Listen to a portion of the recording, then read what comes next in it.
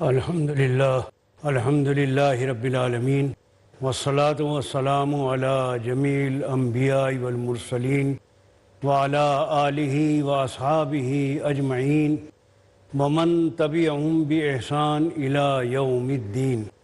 محترم ناظرین و سامعین، ہم اپنی آج کی گفتگو کا سلسلہ ایک بہت اہم موضوع اور عنوان سے شروع کرنا چاہتے ہیں۔ یہ موضوع وقت کے لحاظ سے اور حالات کے تقاضوں کے مطابق بڑی اہمیت رکھتا ہے۔ اس موضوع کا عنوان ہے اسلام اور انسانی حقوق۔ اسلام نے یہ حقوق عرب کے نبی امی صلی اللہ علیہ وسلم کے ذریعے اس وقت پیش کیے تھے جب انسان مادی ترقی کی اس معراج پر نہیں پہنچا تھا جہاں آج نظر آتا ہے، اور نہ اس وقت اقوام متحدہ کا کوئی وجود تھا۔ اقوام متحدہ نے انسانی حقوق کا چارٹر 10 دسمبر 1948 کو پیش کیا ہے، اور اسی دن وہ قبول بھی کر لیا گیا ہے، پاس بھی ہو گیا ہے۔ لیکن 1948 اور 1500 سال تقریباً پہلے حضرت محمد رسول اللہ صلی اللہ علیہ وسلم نے انسانی حقوق کے جن گوشوں کو نمایاں کیا ہے، اگر آپ ان پر نظر ڈالیں گے تو آپ کو اندازہ ہوگا کہ ان حقوق میں کسی پہلو کو اور کسی گوشے کو نظر انداز نہیں کیا گیا ہے۔ اس میں انفرادی حقوق بھی ہیں، اجتماعی حقوق بھی ہیں، سماجی بھی ہیں، معاشی بھی ہیں اور سیاسی حقوق بھی ہیں۔ ہم اپنی گفتگو کا آغاز انفرادی حقوق کو سامنے رکھ کر مذہبی آزادی کے عنوان سے کرتے ہیں۔ اسلام نے ہر ایک کو مذہبی آزادی دی ہے کہ وہ جس مذہب کو پسند کرتا ہے اور اس پر چلنا چاہتا ہے، اس پر اس کو چلنے کی آزادی دی جائے، اور اس مذہب کی عبادت اور اس کے طریقوں کے جو تقاضے ہیں وہ اس کے پورے کیے جائیں۔ چنانچہ قرآن مجید کی سورہ بقرہ آیت نمبر 256 میں بڑی وضاحت کے ساتھ اعلان کیا گیا کہ لا اکراہ فی الدین قد تبین الرشد من الغی۔ دین کے معاملے میں کسی کے اوپر کوئی زبردستی نہیں ہے، کوئی جبر نہیں ہے۔ مذہب کا معاملہ جبر سے تعلق نہیں رکھتا، مذہب کا تعلق ہے دل کے ماننے سے۔ اس کو زبردستی نہیں منوایا جا سکتا، اور جو زبردستی منوایا جاتا ہے وہ مذہب نہیں ہوتا۔ مذہب تو وہی ہے جو دل کی پوری آزادی، پورے اختیار، اپنے دل کی خواہش اور پوری چاہت سے اس کو قبول کیا جائے، تسلیم کیا جائے، وہ مذہب ہی دراصل مذہب ہے۔ اس واسطے قرآن نے بڑی وضاحت کے ساتھ یہ بات کہہ دی ہے کہ لا اکراہ فی الدین، دین کے معاملے میں کسی پر کوئی زبردستی نہیں کی جا سکتی۔ قد تبین الرشد من الغی، جہاں تک گمراہی اور ہدایت کا معاملہ ہے تو ہدایت اور گمراہی دونوں کو بالکل صاف صاف بتا دیا گیا ہے۔ کہہ دیا گیا ہے کہ دیکھو یہ راستہ غلط ہے، یہ راستہ صحیح ہے، یہ بھٹکنے والا معاملہ ہے اور یہ سیدھے راستے پر چل کر منزل پر پہنچنا ہے۔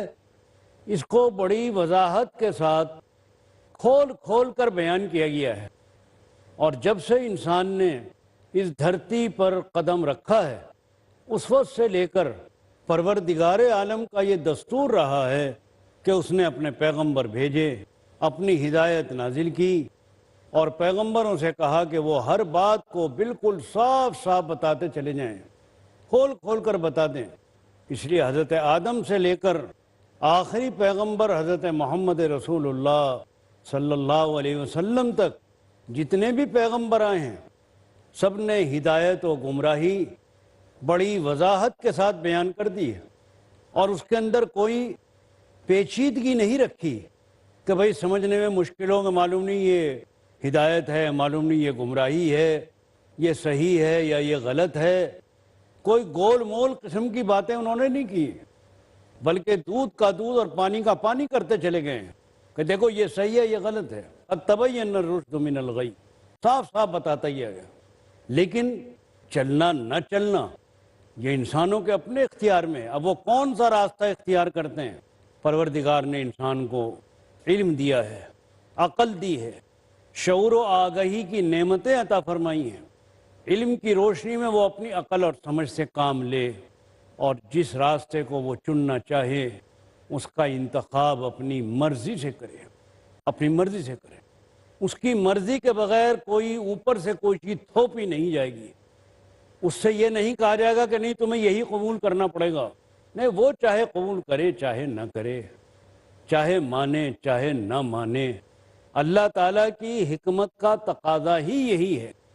ایک اور جگہ سورہ یونس میں اللہ تعالیٰ نے بڑی کھول کر یہ بات کہی ہے، افانت تکرہ الناس ان تکونوا مؤمنین، کیا تم لوگوں کو مجبور کرو گے کہ وہ ایمان لائیں؟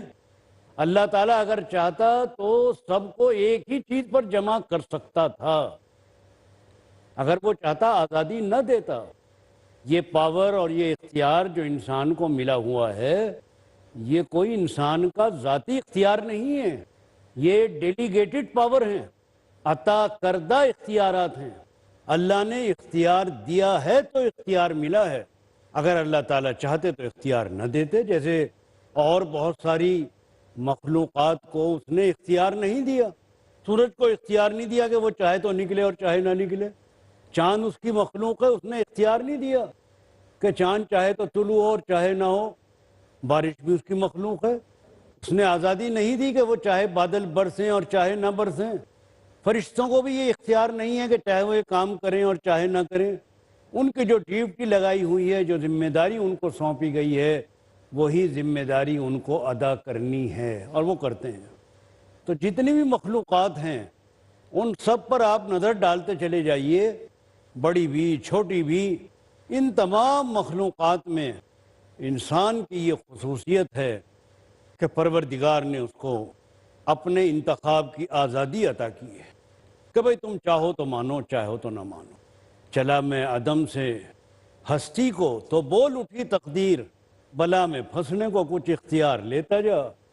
تو یہ جو بلا ہے، آزمائش ہے، یہ آزمائش ہے ہی اسی لیے کہ اختیار ہے۔ اگر اختیار نہ ہوتا تو آزمائش بھی نہ ہوتی۔ اختیار کی وجہ سے ہی آزمائش ہے کہ تم چاہو تو یہ کرو اور چاہو تو نہ کرو، اب دیکھا جائے گا تم کیا چاہتے ہو اور کیا کرتے ہو، غلط کرتے ہو کہ صحیح کرتے ہو۔ یہ آزمائش ہے، بلا میں پھنسنے کو جو اختیار لیتا جا۔ تو یہ انسان کی خصوصیت ہے، لیکن یہ اختیار میں نے عرض کیا کہ ذاتی نہیں ہے۔ تو مذہبی آزادی اسی اختیار کا ایک حصہ ہے، اور ہم اس مذہبی آزادی پر ذرا مفصل گفتگو کرنا چاہتے ہیں، کیونکہ یہ آج کا بڑا اہم ٹاپک ہے۔ بس تھوڑی دیر کے لیے ہم آپ سے اجازت چاہیں گے، اور ابھی آ کر پھر اس پر ہم گفتگو کا سلسلہ شروع کریں گے۔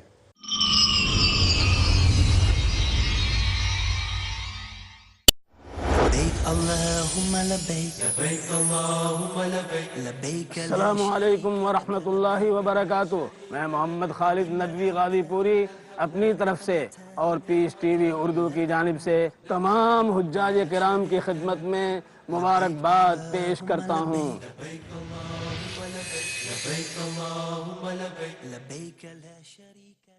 آخرت بھی کامیاب اور زندگانی کامیابی ان کی ہے جو کرتے ہیں دل سے حدیثوں پر عمل۔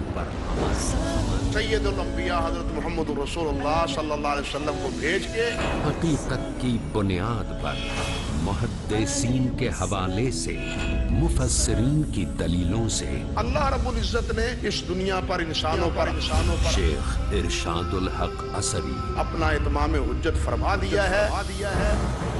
سمجھیے رسول اللہ کے اقوال و اعمال کو، جن کا سمجھنا علماء کی کوششوں کی وجہ سے ہو گیا ہے آسان اور سلیس۔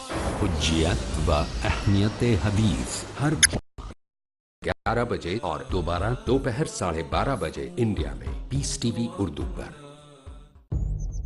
اسلام کے دو ہی بنیادی اصول ہیں، اللہ سبحانہ و تعالیٰ کی خالص بندگی، رسول اللہ صلی اللہ علیہ وسلم کی خالص پیروی۔ صحیح اور ثابت نصوص کو بلا چون چرا تسلیم کیے بغیر کوئی شخص مسلمان نہیں ہو سکتا۔ شیخ اشفاق سلفی۔ رائے، عقل اور قیاس سے صحیح دلیلوں کا معارضہ کفر و نفاق کی علامت ہے۔ ان باتوں کو سمجھنے کے لیے دیکھیے پروگرام اسلامی ہدایات۔ کیا کیا ہیں بندوں کے لیے رب کے پیغامات اور احکامات؟ دیکھیے اسلامی ہدایات ہر اتوار دوپہر 3:30 بجے اور دوبارہ صبح 4 بجے انڈیا میں پیس ٹی وی اردو پر۔ ستیزہ کار رہا ہے ازل سے تا امروز، چراغ مصطفی سے شرار بولہبی۔ ازل سے جاری ہے ایک فکری و عملی کشمکش، الہادی گمراہیوں کے اندھیرے ہیں ایک طرف اور اسلام کی روشنی ہے دوسری طرف۔ اللہ ولی الذین آمنوا یخرجہم من الظلمات الی النور، اللہ دوست ہے اہل ایمان کا، نکالتا ہے ان کو ان اندھیروں سے نور اسلام کی طرف۔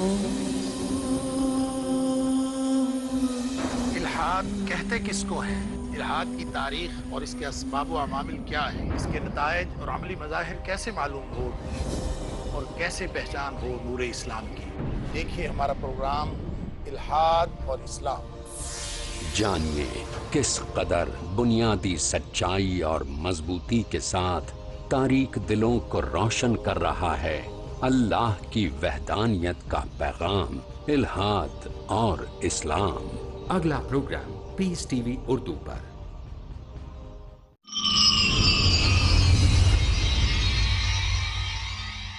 محترم ناظرین، وقفے کے بعد پھر ہم آپ کی خدمت میں حاضر ہو گئے ہیں اور ہماری گفتگو کا موضوع چل رہا ہے مذہبی آزادی، فریڈم آف ریلیجن، کہ ہر شخص کو یہ اختیار دیا ہے اللہ نے کہ وہ جس مذہب پر چلنا چاہے چلے۔ یہ چونکہ دیا ہوا اختیار اللہ کا ہے جو ہمارا خالق ہے، مالک ہے، اس لیے انسانوں میں سے کسی کو یہ حق نہیں ہے کہ اللہ کے دیے ہوئے اس حق کو چھین سکے، چونکہ اللہ کا دیا ہوا حق ہے۔ اس لیے کسی انسان کو، چاہے وہ بادشاہ ہو، چاہے وہ حاکم ہو، چاہے وہ اپنے وقت کی کتنی بھی بڑی ہستی ہو، اس کو یہ اختیار نہیں دیا جا سکتا کہ وہ انسانوں کی مذہبی آزادی کو سلب کر سکے اور چھین سکے۔ وہ غلط ہے یا صحیح ہے، وہ ان کا اپنا فیصلہ ہے، اس فیصلے سے ہمارا کوئی تعلق نہیں ہے، لیکن ہم ان کی مذہبی آزادی کے اللہ کی طرف سے دیے ہوئے حق پر ڈاکہ نہیں ڈال سکتے، اور اگر کسی نے ایسا کیا ہے تو وہ اللہ کی نگاہوں میں مجرم ہے، سخت گنہگار ہے۔ میں آپ کو ایک چھوٹا سا واقعہ سناؤں گا جس سے آپ کو اندازہ ہو کہ اللہ کے رسول صلی اللہ علیہ وسلم کتنا اس بات کا دھیان رکھتے تھے کہ انسان کی جو مذہبی آزادی کا حق ہے وہ اس سے چھینے نہ، کوئی اس کے اوپر زبردستی نہ ہو۔ ایک مرتبہ کا واقعہ ہے کہ کوئی جنگ کا موقع تھا، لڑائی ہو رہی تھی، اور لڑائی میں ایک دوسرے کے آمنے سامنے ہوتے ہیں، اور آمنے سامنے ہوتے ہیں تو بھائی ہاتھ اٹھتے ہیں، تلواریں چلتی ہیں۔ ایک صاحب نے اپنے دشمن کے اوپر تلوار اٹھائی، چلانے والے تھے کہ اتنے میں ان صاحب نے کلمہ پڑھا، لا الہ الا اللہ محمد الرسول اللہ۔ ان صاحب نے یہ کہا کہ یہ تو چونکہ اس کے سر پہ تلوار رکھی ہوئی ہے، اس واسطے یہ ڈر کے مارے ایمان لا رہا ہے، ڈر کے مارے ایمان لا رہا ہے، اس کے اوپر تلوار میں چلا رہا تھا، ابھی میری تلوار اس کے سر پر پڑنے ہی والی تھی کہ یہ بول اٹھا، اس واسطے انہوں نے ہاتھ نہ روکا اور تلوار چلا دی، اس کا سر تن سے جدا ہو گیا۔ اللہ کے رسول صلی اللہ علیہ وسلم کو جب یہ واقعہ معلوم ہوا تو آپ بہت ناراض ہوئے۔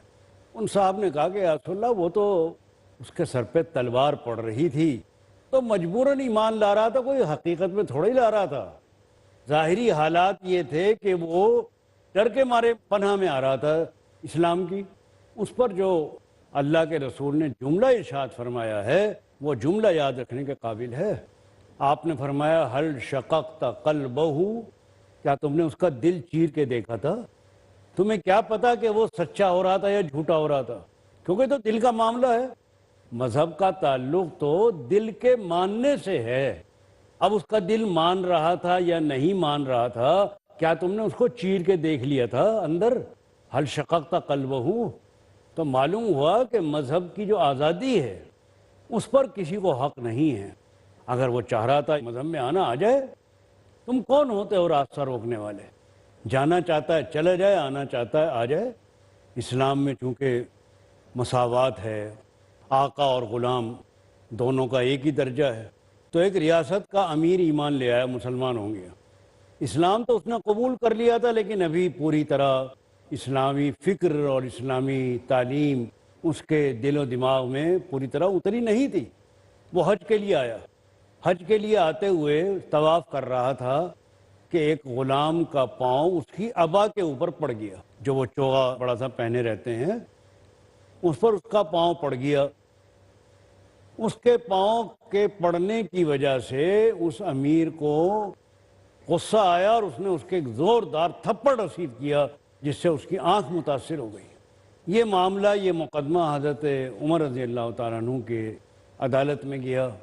آپ نے فرمایا کہ آنکھ کا بدلہ آنکھ ہے، العین بالعین والانف بالانف والجروح قصاص۔ اس نے کہا کہ میں تو ایک ملک کا، ایک ریاست کا سردار ہوں۔ میں نے کہا سردار ہو یا غلام ہو، ہمارے یہاں تو سب برابر ہیں، انصاف تو سب کے ساتھ ہوگا، قانون کی نظر میں بڑے چھوٹے کا فرق نہیں ہوتا۔ اگر اس کا پاؤں غلطی سے تمہاری ابا پر پڑ گیا تھا تو تم نے اس کے اتنی زور کا تھپڑ مارا کہ اس کی آنکھ متاثر ہو گئی، اب اتنی زور کا تھپڑ وہ بھی تمہارے مارے گا کہ تمہاری آنکھ بھی متاثر ہو، تمہیں سزا وہی ملے گی۔ انہوں نے کہا صاحب یہ تو عجیب مذہب ہے کہ ہم، یہ تو ہمارے ہاں انصاف ہے سب کے ساتھ، عجیب کی کیا بات؟ وہ جناب چھوڑ کے اسلام بھاگ گیا، اپنی ریاست میں چلا گیا۔ آپ نے پرواہ بھی نہیں کی کہ جاؤ چلے جاؤ، جسے جانا ہے جاؤ، جو آئے گا اپنی مرضی سے آئے گا، جو جائے گا اپنی مرضی سے جائے گا۔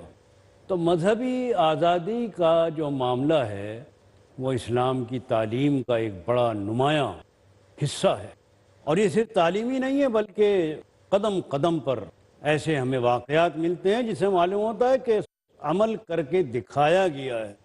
اکثر و بیشتر ہمارے ملک ہندوستان کے بارے میں کچھ باتیں ہمارے کانوں میں پڑتی رہتی ہیں کہ جی وہ فلاں بادشاہ نے زبردستی کیا، فلاں کو، یہ سب جو بنے ہیں یہ تلوار کے زور پر بنے ہیں، اور ایک بڑا پروپیگنڈا مغرب کی طرف سے ہوتا رہا ہے کہ اسلام تلوار کے زور سے پھیلا ہے۔